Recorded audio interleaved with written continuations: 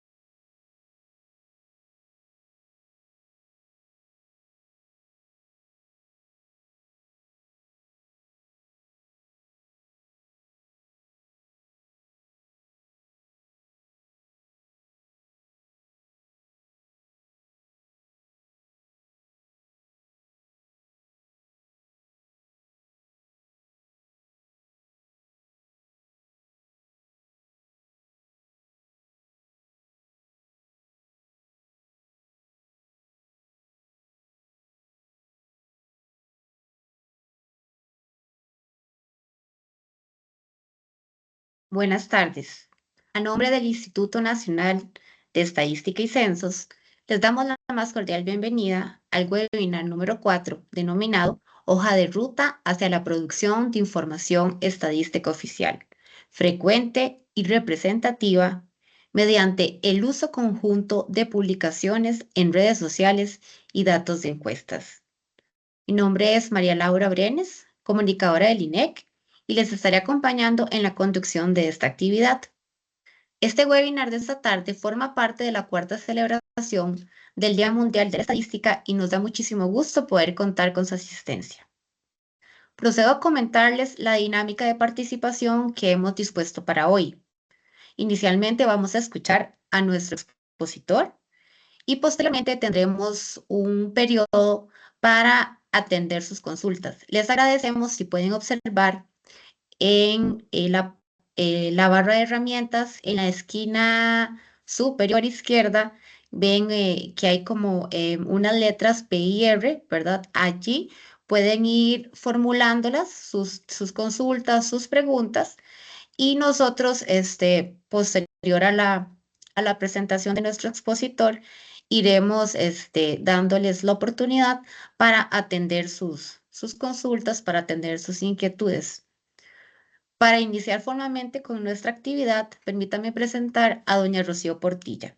Ella es la coordinadora del Centro de Información INEC y quien dirigirá unas palabras de apertura. Adelante, Rocío, por favor. Gracias. Bueno, buenas tardes a todos y a todas.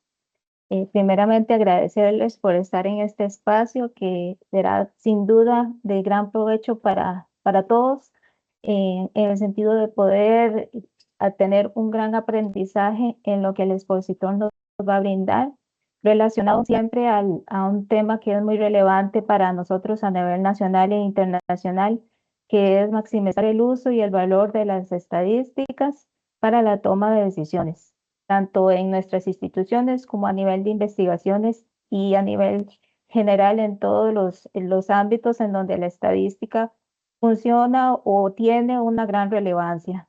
Entonces el INEC en realidad está muy orgulloso de poder transmitir este conocimiento. Igualmente, agradecerle a don Víctor, ¿verdad?, por su participación, y esperamos que sea muy provechosa para todos y todas.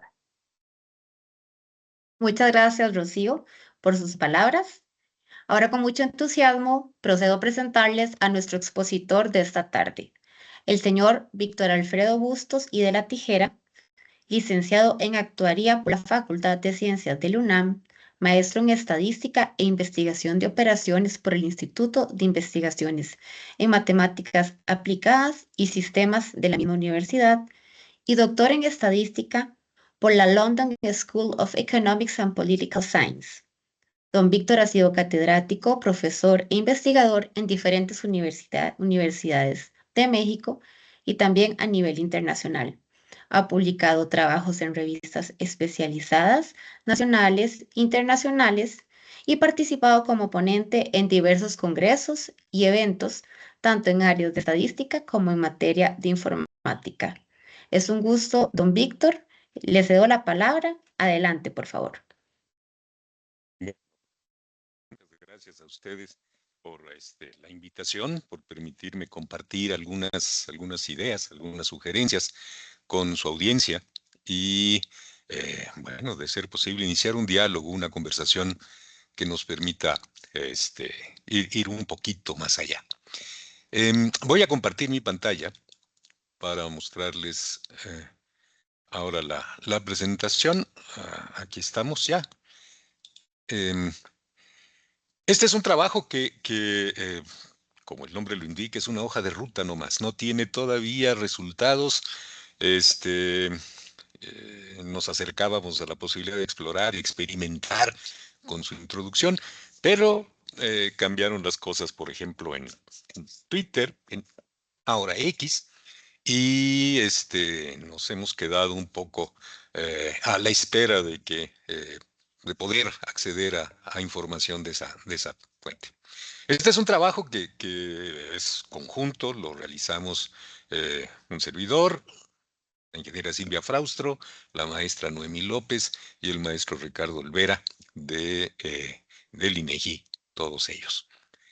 Bueno, ¿cuál es la idea? Como ya decían, las Oficinas Nacionales de Estadística, me gusta decirlo así, estamos encargados de producir bienes intermedios, no bienes finales. Bienes intermedios que se convierten en insumos para el proceso de toma de decisiones, tanto en la administración pública como en la investigación, como en el propio sector privado. En consecuencia, cada vez más estamos sometidos a la presión de producir más información sobre más temas, con una mayor desagregación, una mayor oportunidad y bueno, no siempre con un presupuesto más alto. En consecuencia, no nos queda sino buscar alternativas, paradigmas alternativos, de los cuales se abren más de uno hoy en día, para, en este caso, por ejemplo, buscar la combinación entre datos de encuestas, por un lado, encuestas con diseño complejo, con todo lo que sabemos de muestreo y todo aquello, y por el otro lado, las publicaciones de usuarios en redes sociales. Voy a ir particularizando un poco sobre esto, pero no pierdan de vista, la idea es, en efecto, combinar ambas fuentes para, a partir de eso, poder acercarse al propósito de tener información representativa, oportuna y barata, según el ecosistema de datos actual. Bueno, tenía un poco una frase, un resumen, pero en esencia es lo mismo. Vamos a combinar o a intentar combinar información proveniente de encuestas y la que proviene de redes sociales. Un poco el índice, el guión que planeo seguir es el de hablar de fuentes alternativas de información, el Big Data, que tanta atención ha generado recientemente y ya tiene un rato, varios años. Platicar un poquito sobre la experiencia del INEGI en el uso de estas fuentes de información. Hablar de un problema que me parece que como estadísticos tenemos que tocar, que es el de la representatividad de las redes sociales, de los usuarios de redes sociales a nivel de país. Y entonces plantear la propuesta de ese vínculo entre encuestas y redes sociales. El quinto punto igual lo obvio, lo omito para poder mejor dar tiempo a una conversación más amable, más ligera. Bueno, eh, como decía, tiene tiempo ya que en distintos niveles, distintas organizaciones, en este caso, por ejemplo, Naciones Unidas en el 2014 creó ese Global Working Group para Big Data en estadística oficial. La idea de Naciones Unidas es nuevamente el buscar aprovechar esa información que ya está disponible y que cuesta poco o nada recuperar y con base en ella intentar producir información estadística oficial que sea relevante. Ese grupo mundial global de trabajo, en su primera reunión en el 2014, eh, establecieron 8 equipos de trabajos, del cual destaco, el primero se refiere a datos de redes sociales. Están los ODS, está la telefonía móvil, está el cómo mejorar acceso a fuentes de Big Data, la promoción y comunicación, capacitación, habilidades y fortalecimientos, así como las imágenes de satélite y los datos geoespaciales. Pero bueno, yo quiero concentrarme en todo caso en el primer asunto. A nivel regional, en Latinoamérica, el Data Pop Alliance publicó una nota en que destacan particularmente los riesgos y las oportunidades para la región en el uso de Big Data. Cómo hacer para romper las barreras institucionales para la administración del cambio. Ya sabemos que la resistencia al cambio es, sin lugar a dudas, algo con lo que hay que contender, algo a lo que hay que poner atención. Pero bueno, otras restricciones para el acceso de datos, su completez, los retos técnicos y metodológicos, los riesgos éticos y políticos en el uso de Big Data. Las oportunidades dicen, bueno, la región tiene una gran experiencia en el movimiento de datos abiertos. Está el ILDA, si no me equivoco, Instituto Latinoamericano de Datos Abiertos, y algunas otras iniciativas de la región. La aparición de asociaciones públicas y privadas sobre el tema de Big Data, presencia regional de comités, instituciones y grupos de trabajo fuertes en el tema, el desarrollo de mejores prácticas adaptables y, por supuesto, la existencia de una red interdisciplinaria de innovación que involucra tanto a la SONE como a otros actores. Significativamente, la red de transmisión de conocimiento, por ejemplo, está incluida en este último punto. Bueno, internacionalmente, como digo, hay interés, ha venido presentándose. Por ejemplo, este es un webinar que tuvo lugar ya hace algún tiempo, organizado por la International Association of Survey Statisticians, en el que la autora, Fulvia Mecati, pregunta, ¿y dónde está el puente entre la metodología del muestreo y los grandes datos y Big Data? Ajá, entonces ella toca diversos temas como el muestreo no probabilístico, particularmente la integración y combinación de datos, lo que puede dar lugar al uso de marcos múltiples, algunas áreas de aplicación y necesidades emergentes que involucran a Big Data asociados con el aprendizaje de máquina y la inteligencia artificial. Menciona también las redes bayesianas. A mi juicio, ella mira al puente al que hace referencia el título de su charla desde el lado del muestreo, principalmente. Eh, eh, Le hace falta un complemento del otro lado que les permita cerrar ese puente. Otro webinar, también de la Asociación Internacional de Estadísticos del Muestreo, este más reciente, habla de cómo diseñar el uso de grandes datos en encuestas y estadísticas oficiales, sobre todo aumentando las encuestas, la captación de información a través de sensores, apps, desconozco la traducción de wearables, y la aportación de datos por los individuos.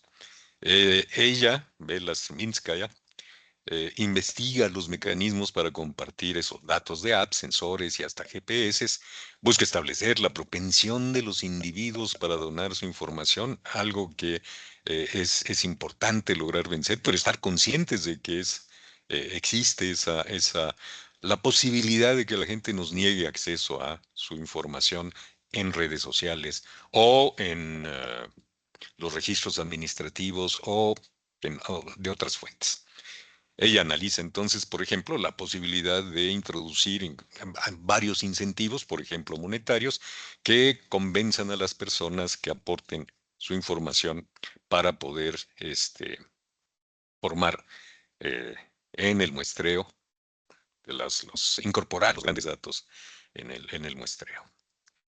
Bueno, en particular en el INEGI, también hemos adquirido ya alguna experiencia a lo largo de varios años, lo que nos ha resultado muy gratificante.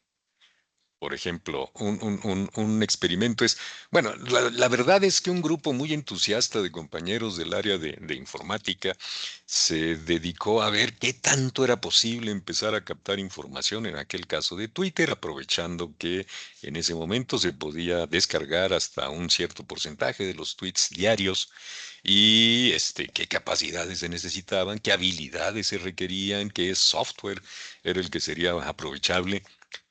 Y con base en el acervo que formaron, fue posible introducir estos 4 temas que aparecen en esta lámina. En un caso, a petición de la Secretaría de Turismo de México, nos pidieron ver, bueno, qué tanto se podría estudiar el desplazamiento de personas turistas en fines de semana largos, es decir, cuando se pega un lunes o un viernes a un fin de semana festejando algún hecho de la agenda nacional. Fue interesante, nos permitió incorporar algunas ideas, algunas propuestas para poder definir, bueno, quiénes se desplazan, cuántos deben desplazarse, si regresan o no a su lugar de origen, etcétera, etcétera, etcétera, para ser efectivamente denominados turistas. Otro proyecto, a mi juicio el mejor conocido por muchas personas, es el del estado de ánimo de los tuiteros. Y el nombre lo explicaré en un momento. Todavía se pueden encontrar algún rezago de esto, pero la actualización de la información, una vez que Elon Musk, decidió que quien quisiera acceder a la información tendría que pagar, ya no había ni siquiera un pequeño porcentaje de información para acceder a ella gratuitamente, el proyecto quedó interrumpido. Hicimos otro proyecto también de movilidad. Todos los tweets estaban georreferenciados y por ello podíamos imaginar a través de el lugar desde el cual tuiteaban cuál era su movilidad, dónde tuiteaban por la noche, por ejemplo, y dónde a mediodía. Y entonces supondríamos que son en general 2 lugares diferentes, uno de trabajo, otro de donde descansa, y de esa manera poder hablar de los desplazamientos que tienen lugar a lo largo del día en esa zona muy delimitada de la zona metropolitana del Valle de México. Esto lo comparamos con datos de una encuesta de origen y destino que levantó INEGI con la colaboración de la UNAM en esa misma zona metropolitana. Eh, algo se ha publicado en el caso. Otro tema que se aprovecharon de esta información es el estudio de la salud mental, que brevemente tocaré en alguna lámina posterior. El estado de ánimo de los tuiteros es probablemente el mejor conocido de los anteriores proyectos y del que más hemos aprendido. Aquí decíamos, tenemos entonces un acervo de tweets, de mensajes. Vamos a estos mensajes tratar de establecer si el autor estaba contento o enojado cuando lo escribió. Y bueno, ¿quién nos puede decir si estaba contento o enojado? Pues recurrimos entonces en el segundo cuadro abajo a estudiar el sentimiento a través de estudiantes, gente joven que podría medio interpretar mejor el contenido de esos mensajes y nos aportaba su experiencia de esa manera. Formamos entonces conjuntos para entrenamiento y prueba, lo que es tradicional, y se entrenó un algoritmo que nos permitió entonces, cada vez que aparecía un tweet, clasificarlo etiquetarlo por sentimiento, de buen humor, de mal humor, y de esa manera llegar a la publicación del estado de ánimo de los tuiteros que se actualizaba día con día. De hecho, así es como se veía una de las pantallas del estado de ánimo de los tuiteros. Este, ya nomás es de verlo es interesante. Fíjense cómo fue decayendo el estado de ánimo de los tuiteros. De hecho, en el 2017, en la segunda barra vertical, hay una caída importante eh, previo al sismo que sacudió una buena parte del país en ese noviembre, ¿qué? Septiembre del 2017 y que dio lugar a esa importante caída. A partir de ahí medio se mantuvo el estado de ánimo de los tuiteros hasta llegar al 2020, en el que la aparición del COVID dio lugar a una nueva caída en ese estado de ánimo de los tuiteros, pero que curiosamente, a pesar del encierro, a pesar de la falta de interacción social, a pesar de muchas cosas, mostró una tendencia creciente a lo largo del 2020, 2021 y 2022. Realmente, este, parece que podría uno sacar mucho de allí. Tristemente, no va a ser fácil en adelante hacer un estudio de qué fue lo que pasó, por qué creció como creció después de la llegada del COVID-19. Bueno, este, ¿qué aprendimos? ¿Qué aprendimos? Bueno, por lo pronto nos dijimos, cuidado, puede haber un sesgo de selección, ¿no? Las personas se autodesignan, publican sus mensajes, sin que nosotros hayamos determinado quiénes representan y quiénes no al resto de la población. Así que hay que tener en cuenta y tener en mente la presencia de ese posible sesgo de selección. Vamos a platicar un poquito más después. El etiquetado, como dije, nos apoyamos en alumnos, en estudiantes de un sistema de educación superior para que ellos nos etiquetaran mensajes y con ellos poder entrenar algún algoritmo. Ese entrenamiento fue a través de un método de clasificación supervisada que, perdón, soy estadístico principalmente, por eso prefiero lo que aparece a la derecha. Pero en fin, las etiquetas para mí son variables dependientes, ¿no? Eso es lo que queremos predecir del modelo del algoritmo que nos debe decir. Las variables independientes hoy en día tienen formas mucho más generales que meramente datos numéricos. Podemos tener textos, imágenes, voz, video, etcétera. Y la forma de matematizar esos comportamientos para poder hacer el ajuste de modelos, como estamos acostumbrados, bueno, no, también con métodos un poquito más innovadores. Estas son nuestras variables independientes en el ajuste de modelos. Y los algoritmos son precisamente el modelo para relacionarlos y está pues el método de ajuste de ese modelo a la información para la mejor, el mejor resultado. El caso, por ejemplo, de la salud mental, la ansiedad, el estudio de la ansiedad de los tuiteros, no teníamos etiquetas, no teníamos un diagnóstico o un prediagnóstico de los tuiteros y de su ansiedad al publicar sus mensajes. Aquí abajo, al hacer clic en esa liga, les llevará al volumen de la revista Realidad, Datos y Espacio, en donde aparece el artículo que mencionamos. Fíjense lo que pasó. Este es más o menos un índice de ansiedad de los tuiteros. Los autores escogieron ese periodo y nuevamente nos aparece ahí, por ejemplo, en el 2017 una caída importante, seguido de una recuperación, coincidiendo con septiembre del 2017, el sismo al que ya hice referencia. Sigue habiendo una tendencia a la baja, al empeoramiento, al parecer.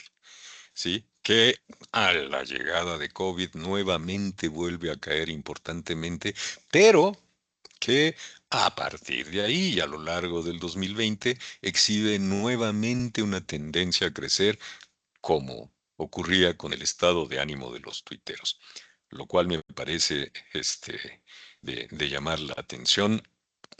Ya no tenemos esos datos, pero el estudio que podría surgir de solamente este comportamiento y la explicación de por qué se recuperó como se recuperó tanto la ansiedad como el estado de ánimo sería, a mi juicio, interesante. Bueno, mencioné ya el sesgo de selección. ¿Qué es el sesgo de selección? Bueno, pues la respuesta a la pregunta, la subpoblación de usuarios de una red social es representativa de la población para la cual se quiere hacer inferencia. Si entre ambas hay una gran semejanza, pues podemos decir que sí puede representarlas y entonces podemos extender nuestros resultados al resto de la población. Si la distancia no es tan pequeña, entonces igual tenemos que denominar, por ejemplo, al estado de ánimo de los tuiteros en México.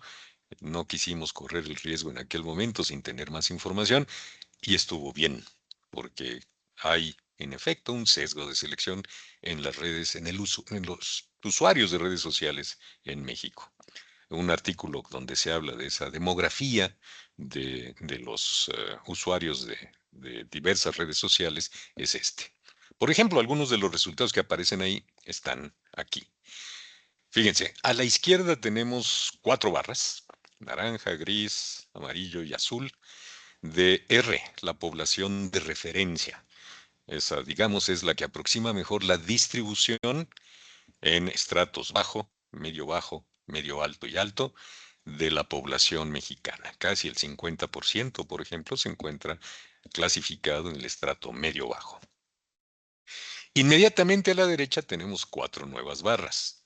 En el primer caso están las de Facebook, los usuarios de Facebook, cuya barra superior se parece mucho a la de la población de referencia, pero el estrato bajo está menos representado y esto ocurre a costa de los estados medio alto y alto, que son más altos en este caso. Todavía empeora cuando nos fijamos en Instagram, en el tercer conjunto de barras verticales. El siguiente es Twitter, ahora X, seguido de Snapchat y finalmente de LinkedIn.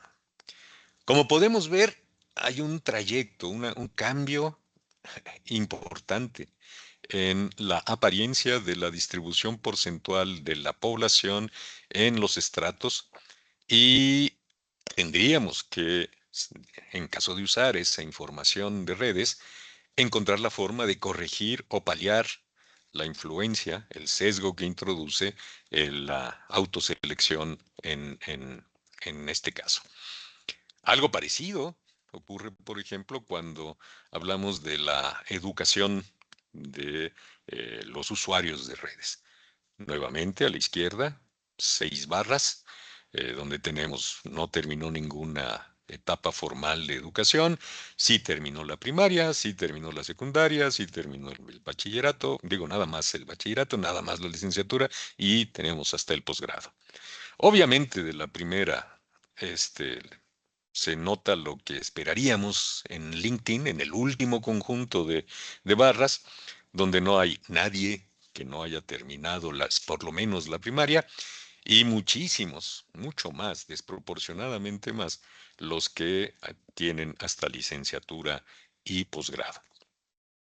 Nuevamente, el sesgo en esa red social es más evidente en los otros, pues por ejemplo, la barra gris de no haber terminado ningún nivel de instrucción es evidente, no aparece en el resto de las redes sociales.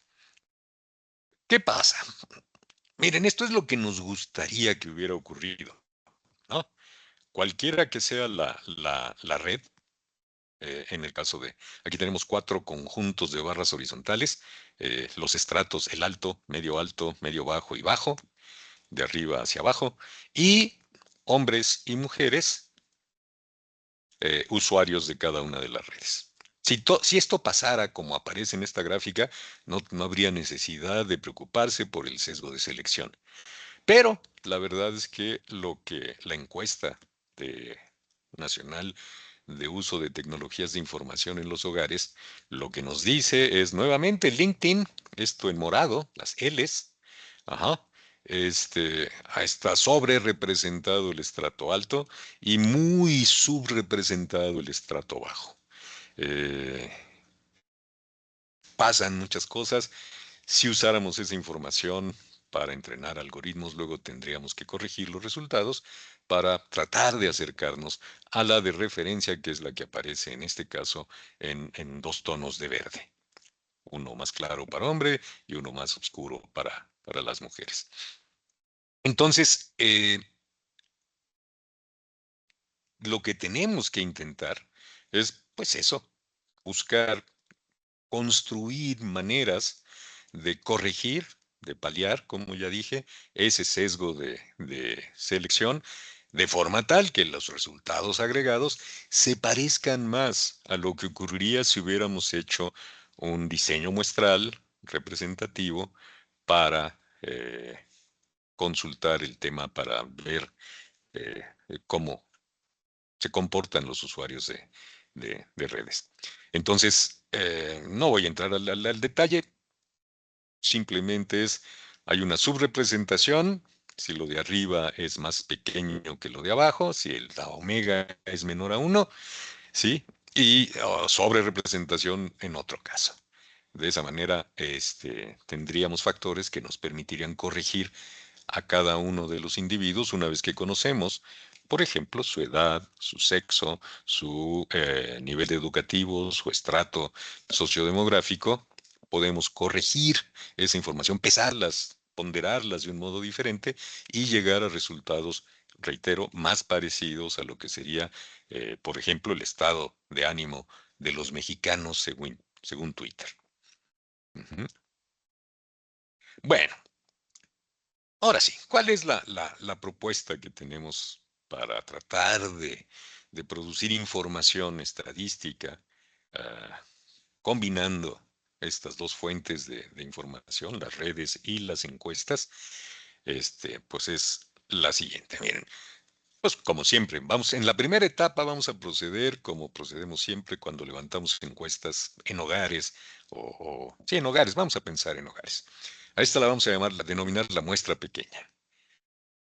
Levantamos nuestra encuesta con información temática y la sociodemográfica, nuevamente sexo, edad, este, nivel educativo, etcétera, etcétera.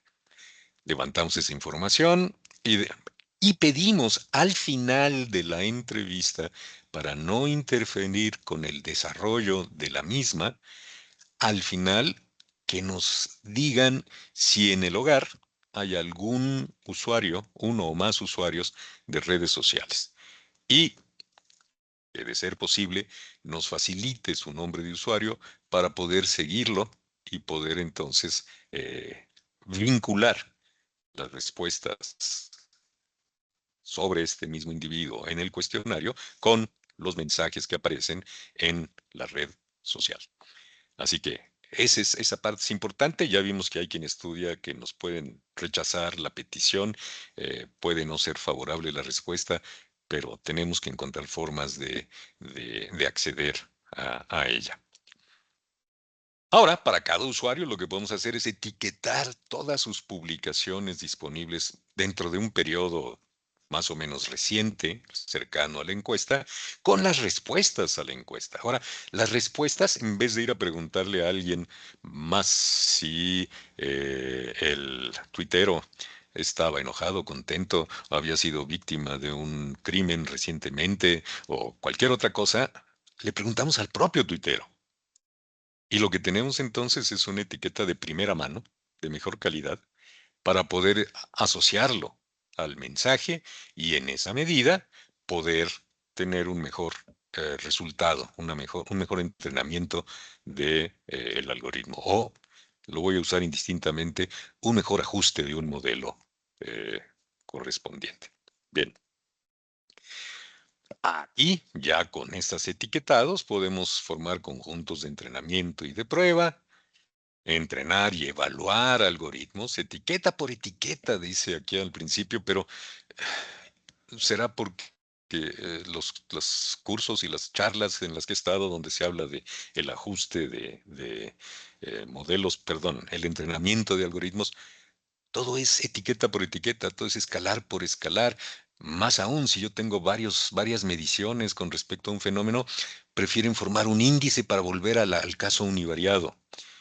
La pregunta que a mí me gustaría hacer es si alguien conoce ejemplos de entrenamiento de algoritmos donde las respuestas son multivariadas. Yo no conozco uno así. Me sería muy interesante que algo así ocurriera. Bien, ahora estamos en condiciones de determinar esas combinaciones. Algoritmo variable de buena calidad. Ajá, ya tenemos por fin un algoritmo entrenado que nos va a dar resultados de buena calidad. Esto puede no ocurrir para todas las variables del cuestionario, todas las preguntas, pero nos vamos a quedar con aquellas que efectivamente nos van a dar mejores resultados, aunque no sea todo el cuestionario. Bueno, aquí acabamos entonces con la muestra. Ya no la necesitamos más.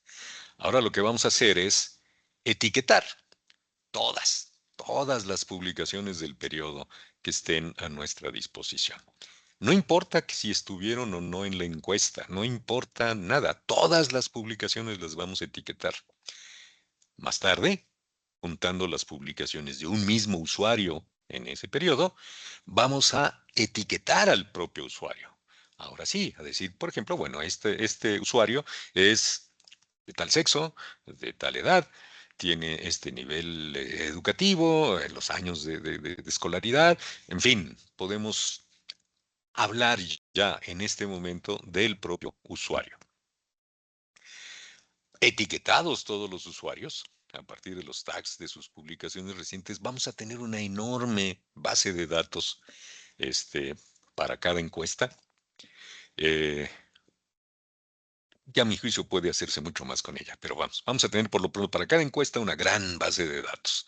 Ajá. ¿Qué pasa si no hay un consenso en las publicaciones recientes del propio tuitero? Pues habrá que decidir alguna estrategia de mayoría de votos o qué sé yo. El punto es que tengamos efectivamente es, claro quién es quién. O que estemos dispuestos a modificar los algoritmos y la forma en que se ajustan para incorporar la incertidumbre que esa falta de consenso introduce. Entonces, esa es otra cosa que me encantaría ver en el trabajo en redes, en inteligencia artificial.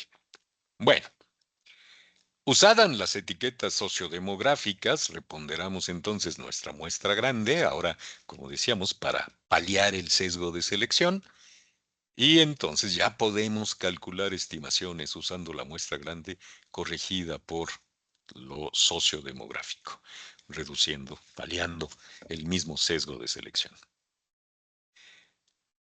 Ya estamos en condiciones entonces de publicar resultados diarios, tus tweets del día de ayer, o semanales, o del periodo que se decida, siempre que la precisión lo permita, hasta hasta un nuevo levantamiento de la encuesta. En ese momento estamos en la posibilidad de reentrenar, de corregir el entrenamiento de nuestros algoritmos para poder publicar de manera más actualizada los resúmenes estadísticos sobre los temas que sean. Fíjese, los temas aquí pueden ser victimización, puede ser ingreso-gasto de los hogares, puede ser ocupación y empleo, puede ser muchísimos temas. Híjole, y si son muchísimos temas, fíjese, podemos aplicar este procedimiento para cada encuesta y usuario. Entonces nos vamos a tener a cada usuario etiquetado según todas las encuestas. En otras palabras, lo vamos a tener como si fuera informante, hubiera quedado seleccionado e incluido en la muestra de todas nuestras encuestas. Ujú. Y yo creo que se abren posibilidades interesantes en las ciencias sociales para hacer investigación con combinaciones y mezclas que pues, no eran posibles antes de llegar a este punto. Así que Si lo tenemos como informante en todas las encuestas, podemos cruzar temas como nunca se nos hubiera ocurrido. Por ejemplo, el bienestar autorreportado, la confianza del consumidor con la pérdida del empleo o de un familiar cercano o con ser víctima de un delito.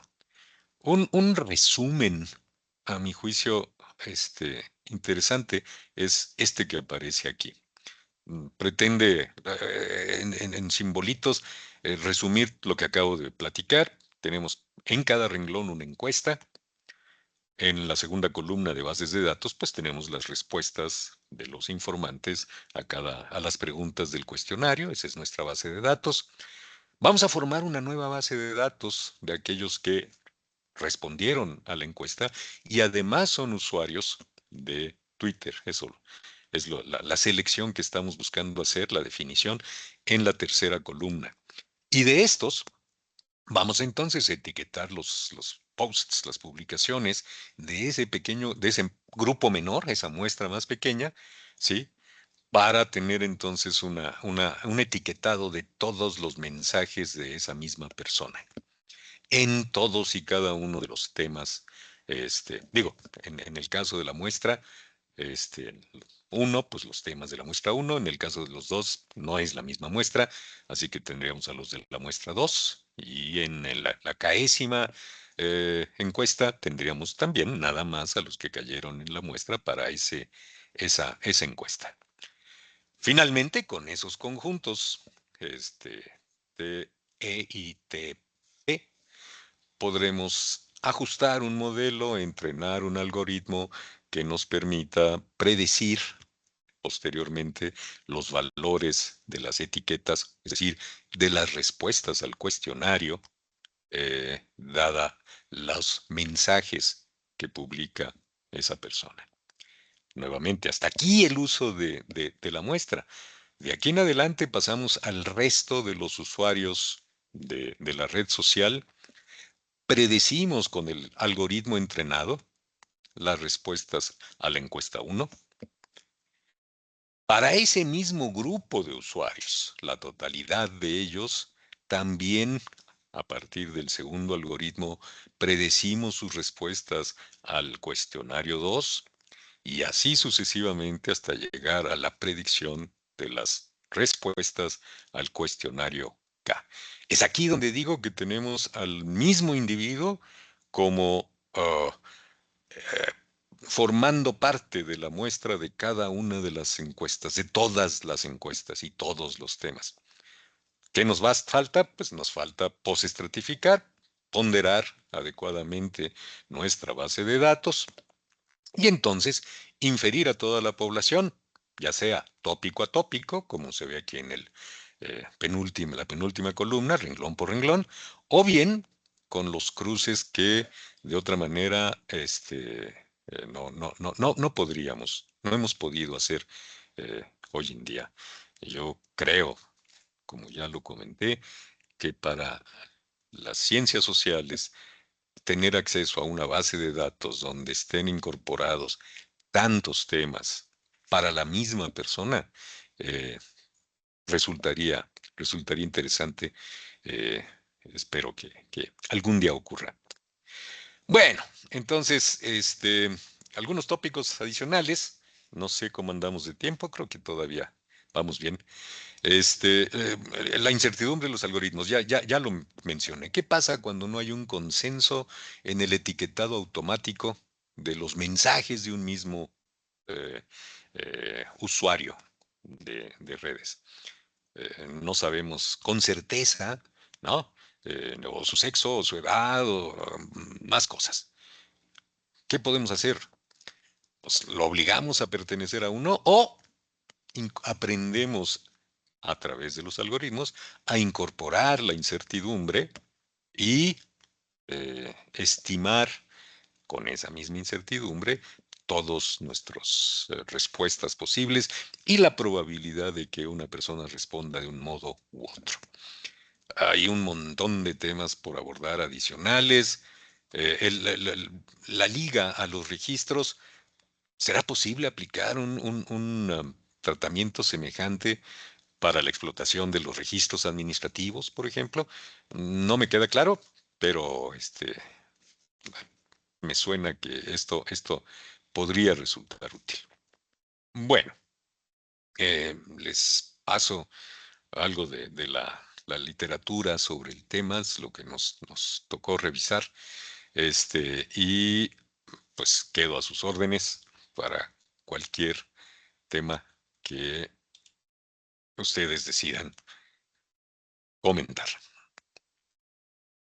Muchísimas gracias, don Víctor. De verdad, su presentación tan completa, tan interesante, un tema muy innovador y rico en torno a la producción de estadísticas oficiales a través de los datos que nos arrojan las redes sociales. Así como a mí me impresiona montones estos temas tan, ¿verdad? tan innovadores que nos vienen a demostrar todo el universo tan amplio que tenemos alrededor de los datos, de la estadística.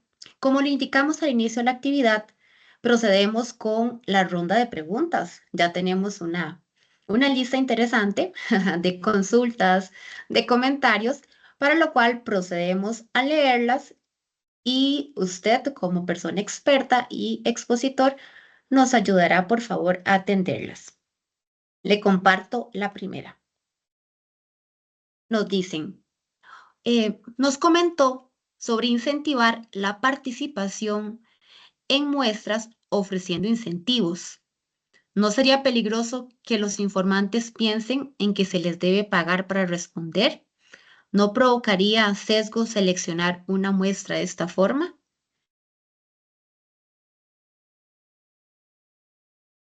Tiene el micrófono apagado, don Víctor. Sí, ¿De acuerdo? listo. De una vez. Sí, efectivamente, ese es un riesgo. De hecho, lo investiga la persona que tuvo a su cargo ese webinar en el 2022. Y no da una respuesta definitiva. Yo mismo no incorporé, vamos, lo que debieron haber sido las conclusiones de esta persona, pero que cada vez más la gente, hay un descenso en la tasa de respuesta a las encuestas. Se están buscando precisamente formas alternativas de darle la vuelta a ese decremento y aprovechar entonces, por eso, las otras fuentes de datos. No tengo una respuesta definitiva. Sí hay un riesgo. Nuevamente, yo creo que estas ideas, ah, digamos, no deben ser instrumentadas nomás porque Alfredo Bustos lo dijo.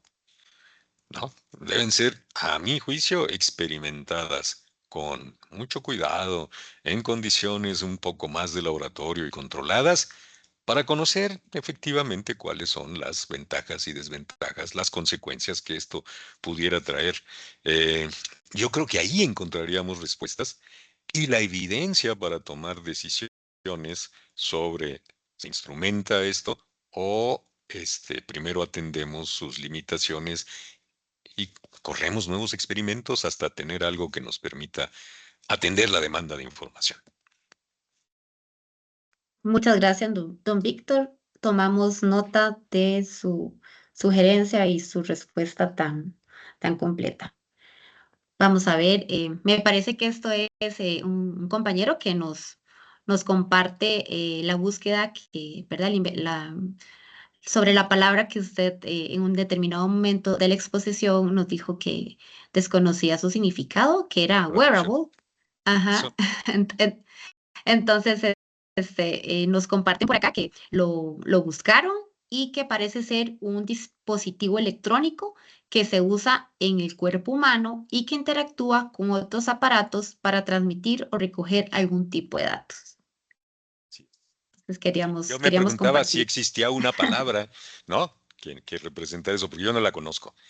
Y la definición precisa es la que nos acaban de dar. Muchas gracias. Esos son. Excelente. Vamos a ver, tenemos esta otra consulta. Muy interesante la propuesta. Nos dicen, me surge la siguiente duda. ¿Cómo podría diferenciarse específicamente en redes sociales las cuentas legítimas, abrimos paréntesis, de un individuo real, de las cuentas bots o cuentas con inteligencia artificial que parecen reales y pueden sesgar los datos de origen. Ay, ese es un asunto en el que nos metimos desde el principio.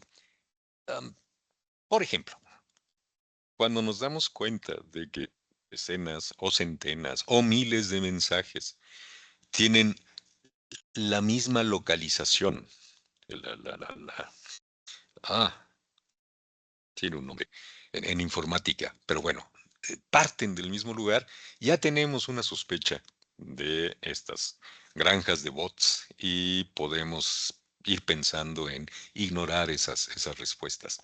Ahora bien, eh, por supuesto que tendrían que ser identificadas y eliminadas antes de este, etiquetar a través del algoritmo esos mensajes, los mensajes quiero decir, y obtener resúmenes estadísticos a partir de todo esto. Sí, ya hay, en efecto, muchos algoritmos, por supuesto, siento que cada vez más quien trata de engañarnos se vuelve más sofisticado también y habrá que ir encontrando, ir saltando un poquito a tratar de ganarle, pero no es en todo caso un problema trivial, no está resuelto, pues. Estamos seguros que las personas de la audiencia que trabajan en su día a día con redes sociales deben de estar, que tome nota, ¿verdad? Porque el tema da para muchísimo y es todo un abrebocas para que, ¿verdad? Para que sigamos investigando y aprendiendo en el día a día. Continúo con la siguiente consulta. Me interesa que nos comente cómo el INEGI incluye en la estrategia institucional cosas tan interesantes como estos experimentos que nos comenta, asociados a laboratorios de innovación e investigación. ¿Qué posibilidad de aprendizajes institucionales en materia de aplicación de la tecnología y en resultados en términos de producción de datos diferentes e innovadores? Ay, caramba. Bien.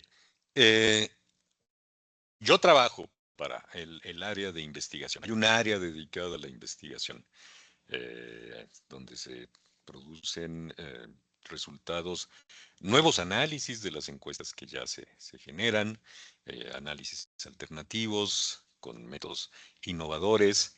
Eh, tenemos también eh, la búsqueda del desarrollo de metodologías alternativas complementarias para poder hacer un análisis más preciso o más adecuado de la información disponible. Tenemos además,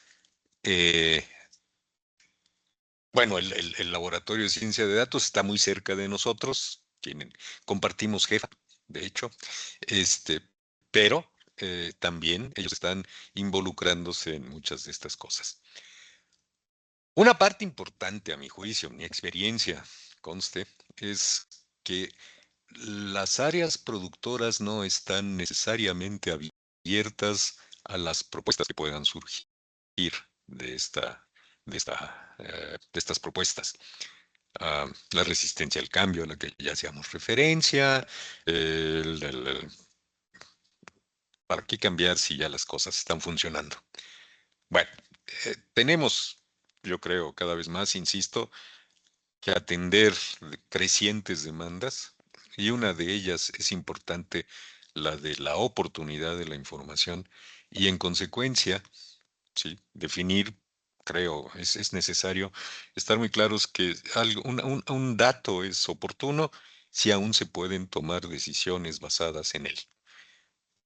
Si no, no importa que solo hayan transcurrido 3 meses desde el periodo de referencia, ya no es útil. Entonces, un trabajo que tenemos que hacer, un trabajo que a veces se vuelve muy arduo y que enfrenta, eh, ¿cómo decirlo? No siempre el beneplácito de las áreas productoras, este, es parte del trabajo que tenemos que hacer, de buscar vínculos, partnerships, que nos permitan entonces transferir el resultado de buena parte de estos trabajos para que se aproveche en las áreas. Pero, como bien dice la pregunta, no sin antes experimentar esas eh, propuestas y estar en posibilidad de generar evidencia, reitero, para tomar la mejor decisión como resultado de ese experimento. Ajá. Pero, eh, sí, tenemos mucha tarea todavía por delante. Esa transmisión de conocimiento, todo un reto, ¿verdad? Lograr esa fase de experimento previo que usted nos aconseja, que nos sugiere, muy, ¿verdad? Muy oportuno antes de ponernos a compartirla, que es también clave, ¿verdad? Un esfuerzo tan importante en términos de investigación para que sea útil para Ujú. la aplicación del país, de la academia, bueno, en fin, ¿verdad? Muchas áreas afines. Y si puedo Tenemos, añadir un poquito sí, antes, señor. sí, para que se tome de mejor manera la decisión, para que, vamos, por ponerlo de otra manera, para que no se tome sin evidencia la decisión de no incorporarlo, que con Exactamente, frecuencia ocurre, ¿qué sucede? ¿no? Tenemos esta otra consulta. ¿Cómo hacen para diferenciar, por ejemplo, los niveles educativos y saber que son reales? Porque hay perfiles en Facebook, por ejemplo, que no lo indican, o hay personas que solo indican el colegio, pero no la universidad. Ok, sí. Cuando yo hice referencia a los niveles educativos, hablaba de los captados por la encuesta, ¿no? Esos, sé que diga la gente en redes. En la encuesta estoy suponiendo que va a darme información más apegada a la realidad y que, otra vez, la forma en que publican mensajes, en que redactan mensajes, en que suben videos, en que suben fotos, los va a identificar efectivamente como personas con esa formación. Ujú. Muchísimas gracias. Vamos a ver, tenemos acá una expresión de emoción por esta exposición tan interesante. Dice así, wow. Así inicia, wow. Vincular redes sociales de la persona informante como parte del análisis de la respuesta. ¿Qué nos puede decir al respecto, don Víctor? Este, ah, sí, yo creo que nuevamente tenemos la oportunidad de aprender mucho por la forma en que eh, sin presiones la gente platica, expone, escribe, se manifiesta en redes. Ok, a lo mejor, como decía la pregunta anterior, también falsean parte de esa forma, ¿no? Presentan una máscara diferente, así como pueden hacerlo con el logro educativo. Pero yo creo que sí tendríamos que estar en condiciones cada vez más de ir aprendiendo de experiencias sucesivas, aplicaciones sucesivas de la encuesta, entrenamiento de los algoritmos, para poder ir acercándonos cada vez más a una realidad. Yo creo, por ejemplo, que eh, igual las encuestas podrían cambiar su énfasis. Hablamos de muestras más pequeñas sobre muchos temas, pero cuya misión es la de producir estas etiquetas para etiquetar mensajes. Ya no tanto para producir resúmenes con altos niveles de desagregación por entidad federativa, en el caso mexicano, o por región en algunos otros lugares. En fin, podríamos intentar hacer algo intermedio. No hice énfasis y esta pregunta me abrió un poco. Ya no sé si me desvié y no le estoy respondiendo, pero lo que quisiera decir es, también se abre la posibilidad de ser más eficientes en el uso de los recursos públicos que se nos hacen disponibles para generar información. Muchísimas gracias. Este tema, ¿verdad? Nos abre las puertas a seguir consultando, aprendiendo, lo que significa que ojalá, ¿verdad?, podamos estarlo incorporando en estas sesiones y seguir compartiendo con ustedes a través del INEGI y todos sus colegas. Tenemos una última consulta que dice así. Dentro de la combinación de información entre respuestas de una persona informante de forma presencial y su misma interactividad de información en redes sociales, ¿qué tanto afectaría en resultados la contradicción entre estas mismas respuestas? No tengo yo una respuesta. No, tal vez peco de optimista pensando en que va a haber coherencia. Yo honestamente otorgaría mayor validez a la encuesta, será por un sesgo profesional, pero otorgaría mayor validez a la encuesta en caso de contradicción, ignoraría lo que en redes sociales apareció publicado y me iría a lo que me dijo la encuesta, ¿no? Eso es lo que usaría nuevamente para eh, etiquetar esos mensajes, entrenar algoritmos, en fin, en eso me basaría, sí. Muchas gracias. Sabemos que el tema está muy interesante, esta mezcla de innovación con lo que hacemos acá en los institutos nacionales de estadística, ¿verdad? Nos permite seguir queriendo saber más y aprender, pero vamos a atender las últimas dos consultas y por un tema de tiempo, ¿verdad? Cerramos para culminar la actividad, pero voy a atender las dos que nos quedan por acá. Dice la que tengo acá a mano. Creo que siempre va a ser una realidad que algunas personas den información inexacta o no real, pero la confianza de que los resultados siempre serán representativos de la población. Algo a lo que tenemos que tender, sí.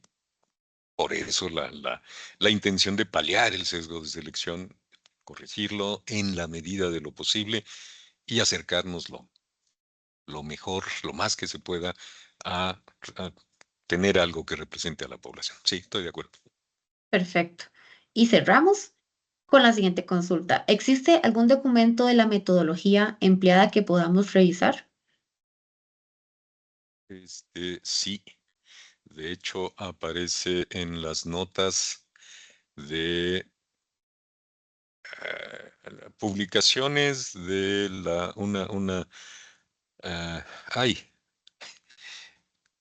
eh, reunión de estadística, Reunión Nacional de Estadística de la Asociación Mexicana de Estadística del 2023, debe haberse publicado por ahí del 2024, un volumen con las memorias de los trabajos y ahí hay un buen resumen, me parece, de esto. Es más, ese está en inglés, hay una versión en español que también puedo hacerles disponible, por lo menos las ligas para que accedan a esta información.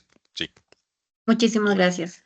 No le agradecemos montones por ese ofrecimiento. Y de esta forma, pues llegamos al final de este webinar. Agradecemos, por supuesto, a nuestro estimado expositor por su presentación tan valiosa en torno a este interesante tema.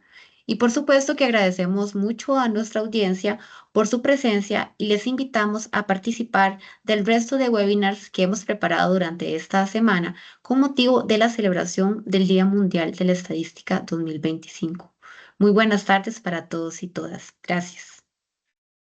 gracias a todos. Hasta luego, buenas tardes. Buenas tardes, gracias.